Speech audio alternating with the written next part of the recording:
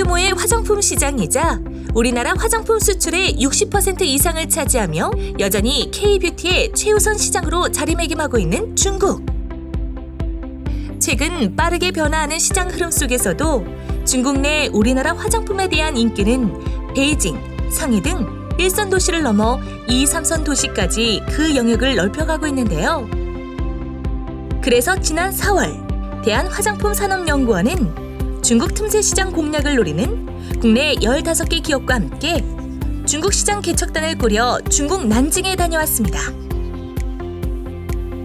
시장 개척단이 만난 난징은 어떤 모습이었는지 지금 바로 만나볼까요?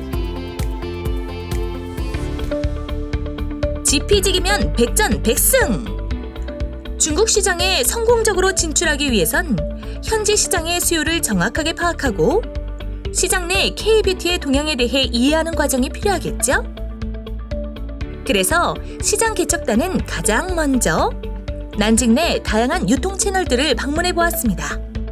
주요 오프라인 유통 채널인 이지의 면세점과 하얼이즈 글로벌 체험관부터 홈쇼핑 채널인 강소방송국, 각국의 다양한 브랜드가 모여있는 난징 종합 보세국까지 물류 중심지라는 명성에 걸맞게 난징에는 정말 다양한 유통 채널들이 자리 잡고 있었는데요. 특히 매장 곳곳엔 익숙한 한국 브랜드 제품들이 판매되고 있어 지속적인 성장을 이어가고 있는 K-뷰티의 위상을 확인할 수 있었습니다. 시장 개척단의 이번 중국 방문은 시장 조사뿐만 아니라 현지 바이어 상담을 통해 중국 뷰티 시장의 니즈에 대해 직접 들을 수 있어 더욱더 유익한 시간이었는데요. 그럼 여기서 잠깐! 지난 시장 개척단에 참여했던 분들의 이야기를 직접 들어볼까요?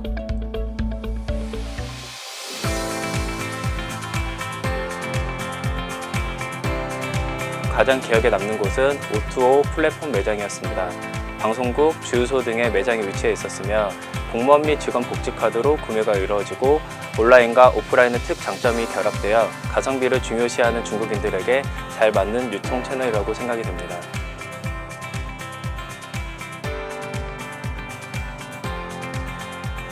지금도 K-뷰티 열기는 대단하다고 느낄 수 있었습니다. 하지만 이 열기를 지속해 나가고 발전해 나가기 위해서는 알아야 할 것이 있습니다. 그들의 표현을 빌려 말하자면 한국 제품은 제품의 질은 좋지만 천편일률적으로 제품 고유의 스토리가 없음을 아쉬워하였습니다. 즉, 각 회사마다 제품마다 특징과 고유함이 없음을 지적하였습니다. 앞으로는 각 회사들이 자신만의 스토리를 불어넣을 수 있었으면 좋겠습니다. 다양한 유통 채널 방문을 마친 뒤 본격적인 난징 시장 개척에 나선 시장 개척단. 대한화장품산업연구원은 현지 바이어들을 초청해 1:1 무역 상담회를 개최했는데요. 이곳에서 시장 개척단은 우리나라 화장품만의 독특하고 퀄리티 높은 제품들을 선보이며 K-뷰티의 매력을 한껏 발산했다고 합니다. 그렇다면 시장 개척단은 이번 상담회를 통해 무엇을 느꼈을까요?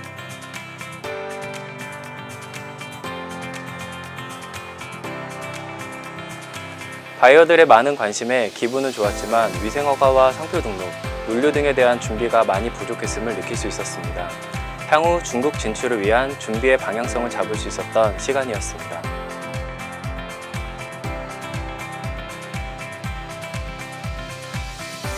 중국도 이제 한국 제품에 대한 바람이 더 커지는 걸 알게 되었습니다.